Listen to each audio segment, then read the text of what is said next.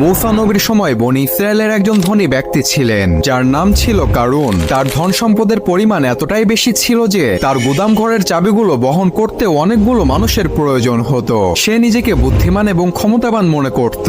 সে জাতির মানুষগুলো কারুনকে বলল, তুমি তোমার ধন সম্পদ নিয়ে অহংকার করো না, কেননা এগুলো তোমাকে আল্লাহ তাআলা দিয়েছে, তাই তুমি আল্লাহর ওপর কৃতজ্ঞ হও। কিন্তু কারুন হাসতো আর বলতো, এগুলো সে নিজের বুদ্ধি এবং যোগ্যতা ও পরিশ্রম দিয়ে অর্জন করেছে, এইখানে আল্লাহর কোনো অবদান নেই। সময় চলে আসলো ধ্বংসের। একদিন কারুন তার সব ধন সম্পদ বের করে মানুষদেরকে প্রদর্শন করছিলেন। সে মুহূর্তে আল্লাহ তাআলা মাটিকে আদেশ করলো, আর মাটি কাঁপতে শুরু করলো এবং মাটি ফেটে গর্ত হয়ে গেল। কারুন ও তার সকল সম্পত্তি মাটির ভেতরে চলে গেল এবং মাটি পুনরায় একত্রিত হয়ে গেল। কারুনের অহংকার তার সম্পদ আল্লাহ তাআলা এমন ভাবে শেষ করে দিলেন যেন সে কখনো পৃথিবীতেই ছিল না। সুবহানাল্লাহ। তাই আমাদের সকলকে অহংকার থেকে বেঁচে থাকতে হবে।